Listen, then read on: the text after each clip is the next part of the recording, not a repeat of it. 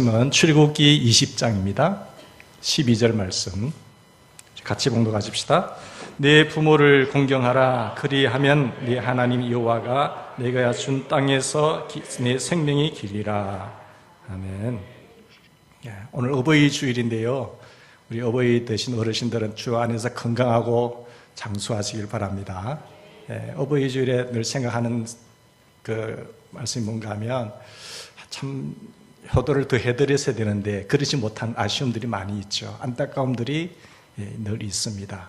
그래서 내가 마땅히 부모님에게 도리를, 자식된 도리를 다 하고 있는가, 그렇지 못함에 대한 후회, 또 더 잘해드려야지라고 하는 어떤 결심과 마음을 갖게 되죠. 우리가 내리사랑은 본능적으로 잘 하지 말라고 해도 잘해요. 내 자식이기 때문에 잘 돌보아주고 키우고 하는데, 치사랑은 우리 마음이 잘 그렇지 못하잖아요. 등한시하기 쉽고 부모님이니까 소홀히 대접할 때가 많이 있습니다. 우리에게 이런 거의 항상 그 자식 도리를 참 못한다라고 하는 자책감이 우리 마음속에 다 있을 줄 압니다. 우리는 효도를 도리 차원에서 생각하는 경향이 있는데요, 마땅히 그렇게 해야죠. 자식의 도리니까. 그렇지만 오늘 말씀을 통해서 하나님을 믿는 우리 자녀들은, 백성들은 은혜의 차원에서도 우리가 효도를 생각해야 됩니다. 누가 은혜냐라고 생각할지 모르겠지만 하나님께서 우리에게 주신 위대한 계명 가운데 그렇게 명령하고 있거든요. 여러분, 효도가 왜 은혜일까요? 어떻게 하는 것이 은혜에 보답하는 것일까라는 것을 오늘 말씀을 통해서 같이 한번 상고하고자 합니다.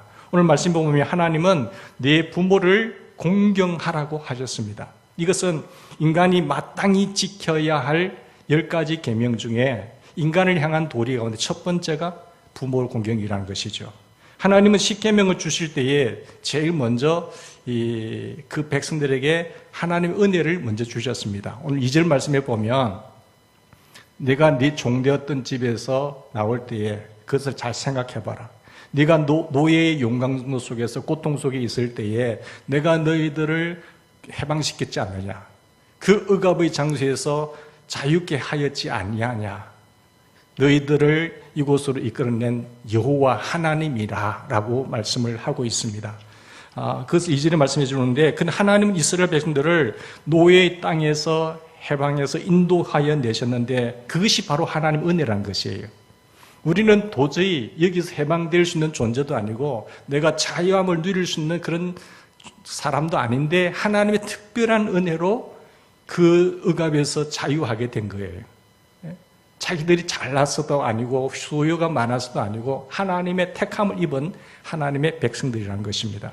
하나님은 이런 놀라운 은혜를 그 이스라엘 백성들에게 베푼 후에 하나님께서 뭘 줬는가 하면 십계명을 주셨습니다. 십계명은 은혜에 근거한 계명입니다. 너희가 이 계명을 지키면 구원을 받는다라는 말씀이 아니에요.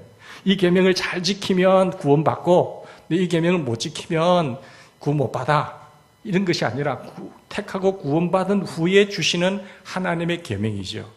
인생을 살아가는 이 거대한 항해 속에서 너희들이 이제 하나님의 택한 백성으로 살아갈 때 이렇게 항해했으면 좋겠다. 그냥 우리 마음대로 살아라고 하더라도 우리는 살아야 되잖아요. 그래서 실수도 하고 또한 에너지도 낭비하고 시간도 낭비하고 정력도 낭비하고 이게 아니었구나 이렇게 산다고 한다면 얼마나 많이 에너지가 소모되겠습니까? 그런데 하나님께서 우리를 창조하시고 우리에 대해서 누구보다도 잘 아시는 우주 만물의 주인 되신 하나님이 이렇게 사는 것이 가장 행복하고 복된 길이야 라고 주신 계명이 있단 말이에요. 그건 하나님의 선물이에요. 하나님께서 가장 잘 아는 분이 이렇게 딱 디자인하셔서 이렇게 하면은 제일 멋있는 지름길이야, 행복한 길이야 라고 주신 계명이 요약하면 십계명이라는 겁니다. 그래서 인생길에 여러분 방황할 수 있는 길에 올바른 방향이 있다고 한다면 얼마나 행복하시겠어요? 내 인생을 참 좋은 길로 인도하는 올바른 인생 내비게이션이 있다고 한다면 얼마나 큰 축복입니까? 그건 선물이거든요. 어떤 목적지를 향해 갈 때도 내가 잘 모르는 길에 보면 이 길 갔다가 아니지, 지도를 잘못 봤나 하면서 이렇게 헤맬 수도 있는데, 요즘 고장난 내비게이션이 아니라고 한다면 그 내비게이션을 따라 잘 가면 시간도 절약할 수 있고 딱 목적지까지 가게 된다는 말이에요. 그게 내비게이션은 우리의 선물이에요. 하나님께서도 그냥 우리를 인생을 이렇게 그냥 살고 창조해서 구원해 내버려 둔 것이 아니라 이렇게 사는 것이 가장 멋있고 행복하고 복되고 잘되고 장수하는 길이야 라고 보여주신 삶의 내비게이션. 그게 10계명인데 효도와 관련해서는 5계명인 거예요. 효도와 관련해서 이렇게 부모님을 공경해야 된다. 공경하면 이런 복을 받게 된다라고 말씀하고 있죠. 그래서 여러분 인생 삶의 10계명이 괴물일까요? 우리를 억압하고 우리를 고통스럽게 하고 우리를 복되게 하고 하는 그런 괴물이 아니라 하나님께서 인간을 사랑하셔서 주신 삶의 큰 축복의 선물이라는 것을 여러분 믿으시기 바랍니다. 그래서 이 말씀을 잘 숙지를 하고 경험 많으신 분이 내 삶의 분야에서 내가 최고가 되기 위해서는 내가 공부하고 내가 한 번 하고 또 실수하고 이 길이 아니구나 이렇게 하는 것은 많은 시행착오를 통해서 좋은 어떤 삶의 지침서가 있다고 한다면 그 삶의 분야에서 뛰어나갈 수 있잖아요. 훌륭한 분들이 많이 경험한 거니까. 그것이 없다고 한다면 내가 첫 개척자라고 한다면 많은 시행착오를 겪고 손해를 보고 가게 되거든요. 삶의 한 분야로도 마찬가지예요. 근데 최고의 전문가가 기록해서 했던 그 삶의 지침을 딱 보면 그건 내가 시간을 버는 거잖아요. 그만큼 유리하다는 것이죠. 우리가 인생이라고 하는 이 긴 거리를 수천 년 동안 걸어오면서 하나님께서 만드신 하나님, 창조자 하나님께서 주신 하나님의 선물로 우리에게 손에 있다는 사실은 큰 장점이 있는 겁니다. 큰 복된 선물을 받고 우리는 시작하는 것이죠. 그래서 하나님 10계명은 받을 자격이 없는 우리에게 이 보물 지도를 그냥 선물로 주신 거예요. 그래서 이 보물 지도대로 쫙 가면은 그 보물이 있는 겁니다. 하나님의 은혜요, 하나님의 축복이라는 것을 믿으시기 바랍니다. 10계명이 하나님의 은혜라고 한다면 제5계명도 하나님의 은혜예요. 우리는 예수 그리스도를 통해서 죄와 사망과 지옥의 풀무에서 건짐을 받았습니다. 내 모든 죄의 저주를 주님께서 십자가의 보혈로 담당해 주셨고 부활하심으로 말미암아 우리를 하나님의 의로운 자녀로 만들어 주셨어요. 그리고 그냥 내버려 두신 것이 아니라 자, 이제는 이렇게 살면 큰 복된 삶을 살게 되고 하늘나라에서도 큰 좋은 상급을 받게 된다라고 말씀하고 있습니다. 하나님의 자녀된 우리는 우리 마음속에 예수 그리스도의 DNA가 내 삶 속에 내 세포 가운데 심겨져 있습니다. 이 새 생명의 은혜를 받았습니다. 누구든지 그리스도 안에 있으면 새로운 피조물이라 이전 것은 지나갔으니 보라 새 것이 되었도다. 하나님의 알 수 없는 그 놀라운 사랑으로 우리는 하나님의 자녀로서 살아가게 되는데 이 새 생명의 은혜를 받은 우리가 어디를 가야 할지 모르는 인생이라고 하는 길에서 이리로 가면 된다고 하는 인생 내비게이션의 은혜도 선물 받았다는 것이죠. 그래서 효도는 우리가 어떻게 부모님을 섬겨야 하는가를 하는 인생 내비게이션의 은혜입니다. 하나님 우리에게 생명을 주실 때는 누구를 사용하셨을까요? 부모님을 사용하셔서 나에게 생명을 주셨어요. 나를 이 세상에 보내신 겁니다.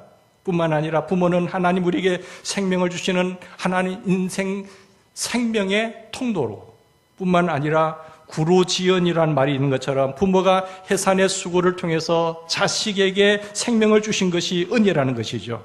우리가 생명을 얻은 것은 부모님의 은혜이면서 동시에 부모님을 사용하신 하나님의 은혜인 것입니다.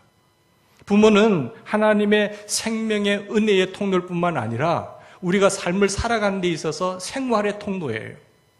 내가 양육받고 내가 교육받고 내가 취직하고 내가 결혼생활하고 하는 생활의 통로가 부모님이라는 거죠. 그 부모님이 계시기 때문에 우리는 인생을 더욱더 아름답게 수월하게 살아갈 수가 있는 것입니다. 부모는 우리에게 하나님의 사랑을 가르쳐준 사랑의 통로이며 부모님은 우리에게 가정과 교회와 그리고 사회의 질서를 지켜주도록 세우는 질서의 통로입니다. 가정에서 부모님을 통해서 질서를 배우지 못하면 가정이 파괴되면 그들이 간 사회 자리에서 머무는 자리에 계속 파괴적인 질서를 파괴하는 사람으로 살아가게 돼요. 가정에서 행복하고 질서를 잘 지키는 자식이 어디를 가든지 가면은 질서를 잘 지켜요. 근데 그 질서를 모르는 자식이요, 가정에서 그 도끼가 직장에 가면 도끼 직장에서 풍겨나고 교회에 오면 교회에서 풍겨나고 질서가 없어요. 그리고 그 사람이 머무는 곳에 계속 파괴적인 요소들이 일어나는 것입니다. 이 사회의 모든 문제는 어디서 시작할까요? 가정에서 시작하는 겁니다. 이런 말씀을 드리면 부모님이 내게 뭘 해줬는데요? 해준 게 하나도 없는데요? 라고 말하시는 분들 계실 거예요. 그렇지만 곰곰이 생각해 보면 부모님이 다른 사람과 비교해서 안 해준 것을 바라보면 불만이 터지고 막 화가 나지만 그래도 좋은 것을 한번 생각해 보세요. 부모님 몰라서 못 해줄 수도 있고요. 능력이 없어서도 못 해줄 수도 있어요. 그런데 부모는 다 자식에게 해주고 싶은 마음이 있거든요. 그래도 그 가운데서도 그 어려운 상황 속에서도 내게 주신 것을 한번 생각해 봅시다. 더 해주고 싶지만은 다 해주지 못하는 능력의 한계 속에서 안타까워하는 그 어미의 심정 어땠을까? 옆집의 아이는 이렇게 해줬는데 그 해주지 못하는 그 부모의 심정 어땠을까라는 것을 헤아리면 그럼에도 불구하고 내가 받은 것에 대해서 감사함이 넘치잖아요. 부모가 안 해줄 수가 아니라 못 해준 겁니다. 그것을 생각하시되 그 부모님은 내게 주신 것만을 통해서도 부모의 은혜를 생각하고 우리는 감사할 줄 알아야 돼요. 여러분, 프랑스가 배출한 인물 중에 가장 걸출한 인물이 누구인가요? 그걸 투표를 해서 뽑았는데 루이스 파스텔이 프랑스가 배출한 가장 위대한 인물로 이제 선출되었습니다. 그때 프랑스 국민들도 좋아하고 다른 나라 사람들도 좋아했어요. 루이스 파스텔이 배출한 그 고향에 사람들이 기뻤습니다. 너무 기뻐서 기념비를 세웠어요. 그리고 그를 초청해서 한마디 하라 했습니다. 루이스 파스텔을 보고 당신이 있어서 우리 마을의 영광입니다. 기념비를 세우고 한마디 하라니까 먼저 우리 고향 사람들에게 감사를 드립니다. 여러분들의 노고와 여러분들의 후원을 입으면서 제가 이렇게 되었습니다. 이것은 우리 모두의 영광입니다. 감사하고 또 한 가지 감사드리고 싶은 것은 우리 부모님이 계시기에 제가 오늘 있었습니다. 부모님은 나의 아버지, 나의 어머니, 사랑하는 부모님들이 지금은 세상을 떠나셨지만 이 작은 집에서 소박하게 사셨습니다. 저의 삶 전체는 부모님의 덕분입니다. 루이스 파스텔이 이 말을 남겨요. 제 삶 전체는 부모님의 덕분입니다. 라는 거죠. 루이스 파스텔처럼 나의 삶 전체가 부모님의 은혜입니다. 라고 하는 그런 귀한 마음이 있기를 바랍니다. 어버이 주일을 생각하면서 부모님께서 내게 주신 그 자비로우신 마음들, 교훈들, 그런 어떤 그 삶의 교훈을 잘 기억하면서 부모님의 언덕을 기억하며 그 뜻을 받들어 살아가는 우리 모두가 되기를 바랍니다. 여기서 부모님의 은혜가 보답이 되는 거예요. 이 사실을 할 때 모든 내 삶 전체가 부모님의 은혜입니다. 덕분입니다라고 생각할 때에 은혜에 보답하기 시작하는 거죠. 그 은혜에 보답할 때에 우리가 어떻게 보답해야 될까요? 다 보답해야 돼요. 부모의 은혜는 불신자나 신자나 다 보답해야 됩니다. 내가 특별히 신자이기 때문에 예수 믿기 때문에 보답해야 되는 것이 아니라 불신자들도 부모님의 은혜에 보답해야 됩니다. 심지어 까마귀도 어릴 때 먹여주었던 그 어미 까마귀를 생각하면서 이제 어미 까마귀가 나이가 늙어서 늙은 새가 되었을 때에 그 어린 까마귀가 장성해서 힘없어서 일을 못하는 것을 보고 그 어머니 늙은 까마귀를 이 까마귀가 먹여 살려요. 이제 어머니 쉬세요 하면서 자기가 먹이를 살려요. 까마귀도 어미가 늙으면 보답해서 이제 먹이를 주는 것처럼 하물며 사람일 거 아니야. 사람이 부모를 몰라본다고 한다면 그는 이 새보다도 못하다는 그런 증거의 말씀이죠. 정상적인 사람이라고 한다면 다 부모님에게 효도를 하셔야 된다는 것입니다. 예수님을 안 믿는 사람들도 효도해야 한다는 차원에서는 이미 많은 교훈이 나와 있습니다. 호천만극이라 하여서 부모의 은혜는 하늘처럼 크다는 말도 있죠. 부모가 온 효자가 되어야 자식이 반효자가 된다고 하는 효가 백행의 견본이라고 말하지 않습니까? 그래서 신자든 불신자든 사람이라고 한다면 나를 낳아주고 나를 길러주고 나를 생각해준 그 부모님을 생각해야 돼요. 그게 참된 인간이죠. 요즘 효도도 보면은 그 성령도 해드리잖아요. 요즘 효도는 성령 해드리는 것이 또 관광을 보내드리는 것이죠.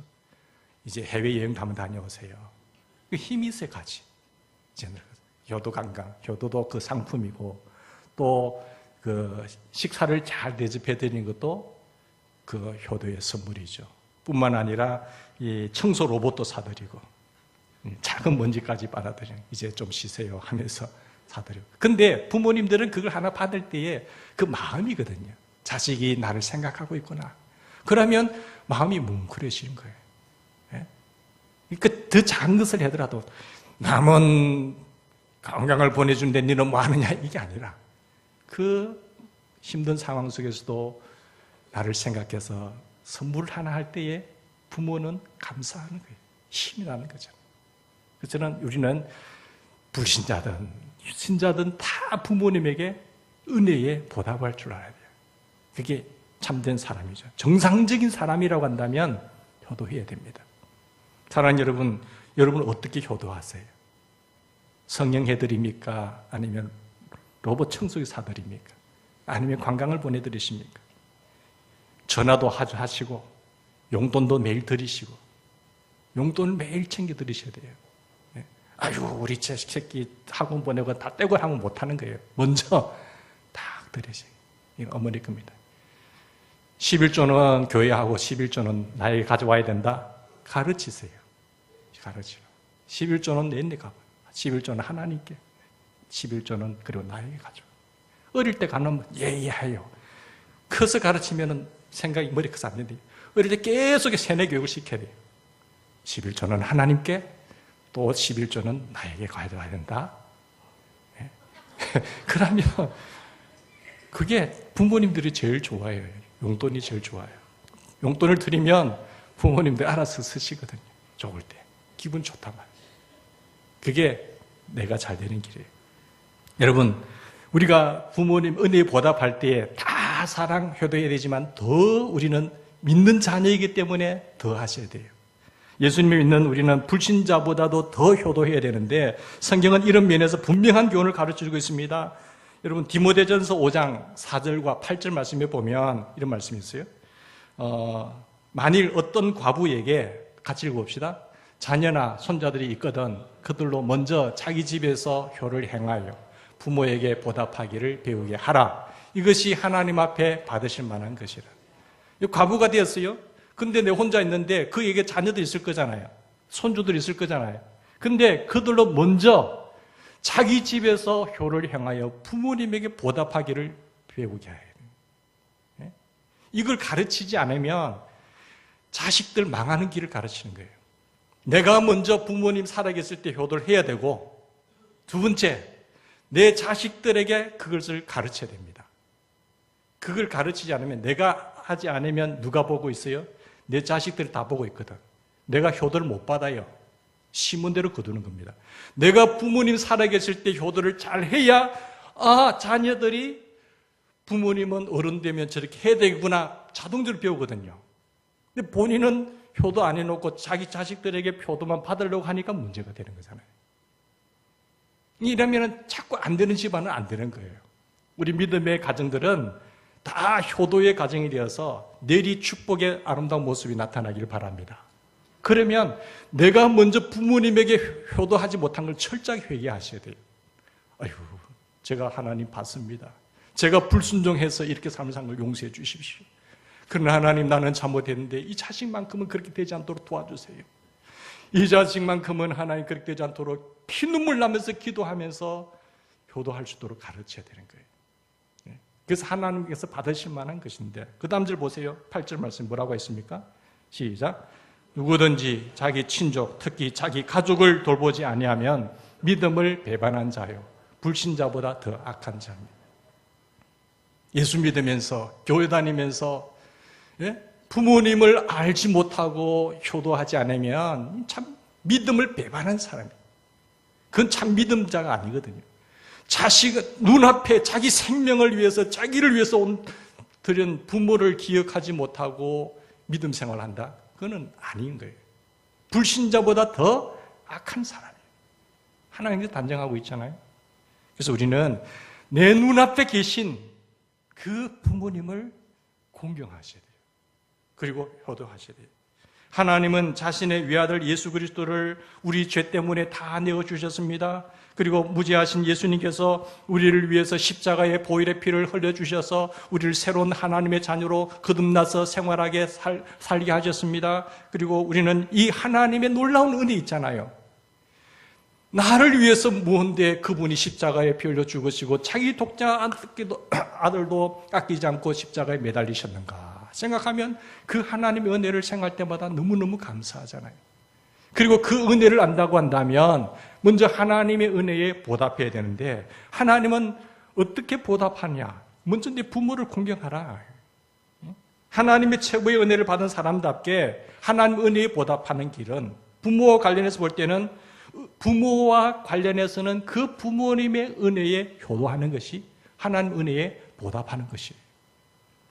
이런 면에서 불신자보다도 우리는 더 효도하셔야 됩니다. 부모에게 효도하는 것과 하나님을 경외하는 것이 무슨 상관이 있느냐고 말하실지 모르지만, 부모님과 이 하나님에게 효도하는 것이 때로는 충돌이 일어날 수 있잖아요. 충돌이 일어나면 먼저 더 높은 권위 되신 하나님께 순종하셔야 돼요. 내가 부모님은 제사를 지내라 하고 주일날 교회 가지 말라고 하는데, 하나님은 그렇게 안 하잖아요. 제사 지내지 말고 주일날은 교회 가야 된다면 더 높은 권위신 부모님을 존경하지만 더 높은 권위신 하나님께 순종하셔야 돼요. 그러나 충돌이 일어나지 않는다고 한다면 부모님의 말씀에 전적으로 순종하셔야 됩니다. 신앙을 핑계로 효도를 하지 않는 것도 악한 것입니다. 하나님은 특별히 말로 부모를 저주하고 또 말로 부모님의 마음을 아프게 하는 것도 크게 무섭게 경고하고 계세요. 잠언 30장 17절 말씀 보겠습니다. 아비를 조롱하며 어미 순종하기를 싫어하는 자의 눈은 골짜기의 까마귀에게 쪼이고 독수리 새끼에게 먹히리라. 특별히 말로 부모님을 무시하면 안 돼요. 좀 배고 떼가지고 그만하세요. 부모님 무시하면 안 돼요. 그렇게 되면은 이 왕을 기르는 그 교본서 잠언서에 보면, 너는 골짜기의 까마귀에게 쪼일 것이고 네 눈은 독수리 새끼에게 먹힌다. 부모님이 못 배웠든지 이제 나이가 늙으셔서 기억력이 왔다 갔다 하더라도 부모님은 부모님이에요. 왜냐하면 하나님께서 세우신 권위거든요. 하나님께서 세우신 권위를 내가 무시하면 하나님의 권위를 무시하는 것 되기 때문에 그렇습니다. 그래서 말로 부모님의 마음을 아프게 하면 안 된다고 말하고 있어요.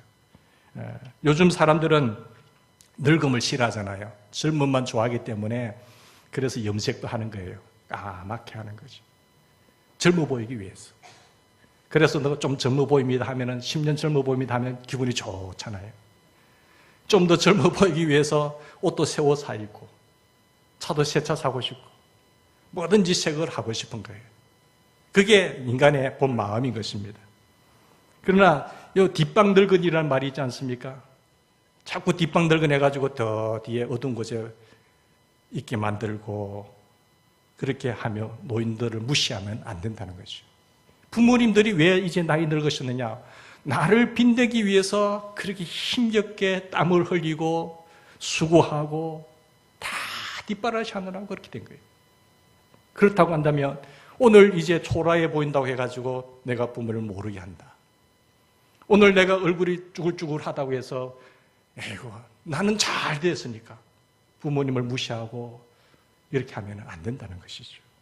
여러분, 이런 시대에 우리는 연로하신 부모님을 가볍게 여기지 말고 늘 공경하는 우리가 되기를 바랍니다. 여기서 부모를 공경하라고 하는 말은요, 가볍게 여기지 말라는 거예요. 무겁게 여기라는 히브리의 뜻이 있습니다. 부모님을 공경하라. 부모님을 무겁게 여기셔야 돼요. 여기에 부모를 가볍게 여기지 말고 무겁게 여기라는 말에 종교개혁자 칼빈이 이런 말씀을 했습니다. 공경에는 세 가지 의미가 들어있다고 했는데 존경함과 감사함과 그리고 순종함이 들어있다고 했어요. 우리는 부모님을 존경해야 됩니다. 그게 공경이에요. 부모님을 존경할 만한 것이 없는데 어떻게 존경합니까? 라고 말할지 모르지만 하나님이 세우신 부모이기 때문에 존경해야 돼요.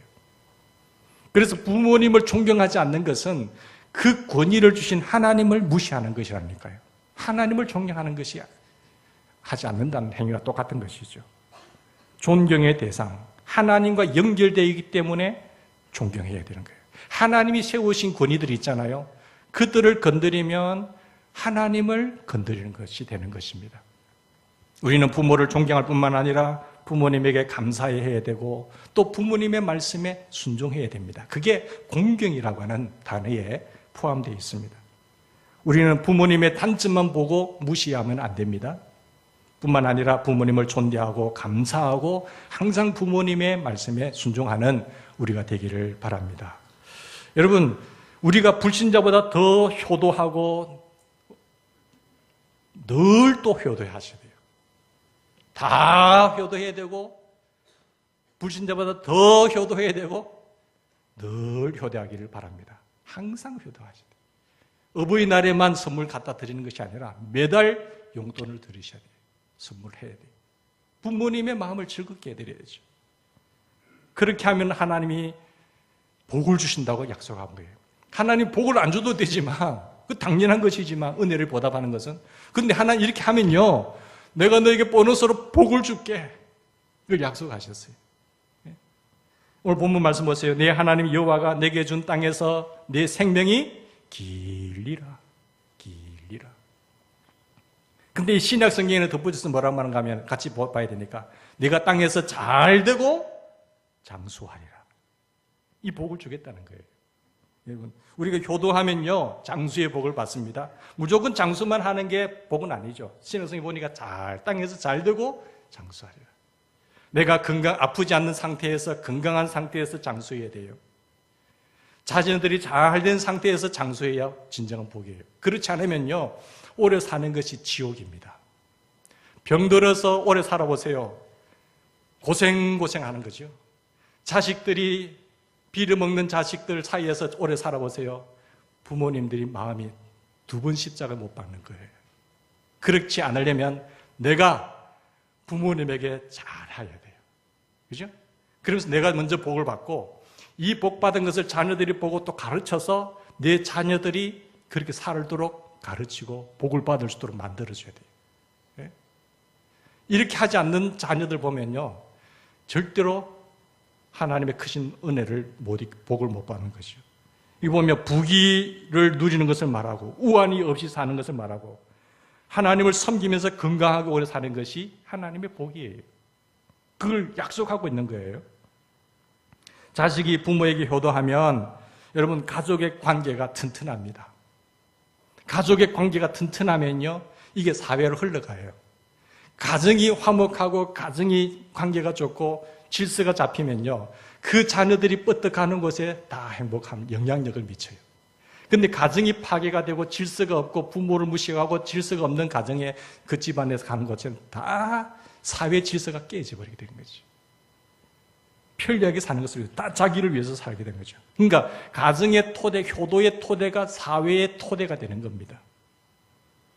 오늘의 현실은 어떻습니까? 대체적으로 불효의 현실이죠.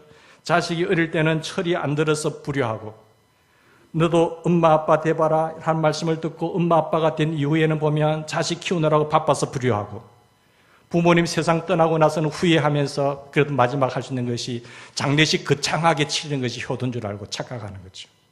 산소 크게 만들어 놓으면 효도인 것으로 착각하고 가장하는 거죠. 그게 효도가 아니에요. 가장하는 거지. 우리는 불효의 현실 속에서 작은 효도부터 실천하는 하나님의 은혜를 입는 자가 되길 바랍니다. 부모의 은혜를 기억하고 부모님의 은혜에 보답할 줄 알아야 돼요. 인간이라고 한다면 눈에 보이는 부모를 제대로 섬기지 않으면서 무슨 하나님을 섬긴다고 이야기를 합니까? 그래서 고르반이라는 종교를 핑자해서 고르반 따로 떼놓으면 부모님께 호도 안 들어도 되거든요. 그것을 자기의 이권을 따져서 고르반 해놓고 종교적인 행세로 부모님을 섬기지 않는 것도 그건 잘못이라고 이야기를 하고 있는 겁니다. 여러분, 같이 살면 불편해도 효도하셔야 돼요. 우선 먹고 살기가 바빠도 효도해야 됩니다. 자식들 돌보기 힘겨워도 효도해야 돼요. 자식들이 여럿이 있으면 서로 미루지 말아야 됩니다. 네가 섬겨라, 내가 섬겨라. 모두가 다 효도해야 돼요. 잘된 형제만 부모님을 섬기는 것이 아니라 못된 자녀들은 잘되기 위해서 더 섬겨야 돼요. 왜냐하면 부모님에게 잘해야 하나님이 복을 주시니까. 안 그러세요? 잘된 자식이 자꾸 섬기면 그 자식은 더 잘 되는 거예요. 그걸 왜 빼앗깁니까? 하나님은 효도가 자식에게 당연한 것임에도 불구하고 효도하는 사람에게 확실한 복을 약속하고 있는 거예요. 당연한 것이지만 더 큰 복을 주기 위해서, 더 큰 삶을 뛰어나게 하기 위해서 복을 약속하고 있단 말이에요. 우리의 믿음의 가정들이 다 이 하나님이 약속하신 복을 받아 누리며 살아가는 신앙의 명문 가문이 되기를 바랍니다. 가난한 홀어머니가 낳은 아들 하나를 데리고 살면서 빨래품도 하고 바느질도 하고 하면서 어렵게 이 아들을 힘겹게 학비를 대주면서 공부를 시킨 거예요. 근데 이 아들이 어머님이 바느질을 하면서 빨래품 팔면서 한 그 뜻을 기억하고 밤에도 공부하고 이렇게 열심히 해서 졸업식 날이 됐어요. 수석으로 졸업하게 되었습니다. 그래서 졸업식에 수석으로 졸업하게 된 그런 영광의 날에 어머니도 초청해서 앉아 계신 거예요. 어머니 저 뒤에 앉아 계셔서 누더기 옷을 입고, 그래도 아들 졸업한다고 하니까, 상 받는다고 하니까 좋아서 부끄러워 뒤에 앉아 계신 거예요. 근데 그 졸업식에 이제 수석자에게 금메달을 들어주는 그게 있거든요. 그래서 금메달을 걸어주고 모든 사람들이 박수 칩니다. 야, 멋있다. 나중에 마치고 나서 사진을 찍는데 그 어머니가 나와서 같이 사진 찍으라는 거예요. 부모님들 오세요. 사진 찍는데 어머니가 참, 자식은 저렇게 수석을 졸업해가지고 잘 됐는데 어머니가 참 초라한 모습으로 오셨거든요.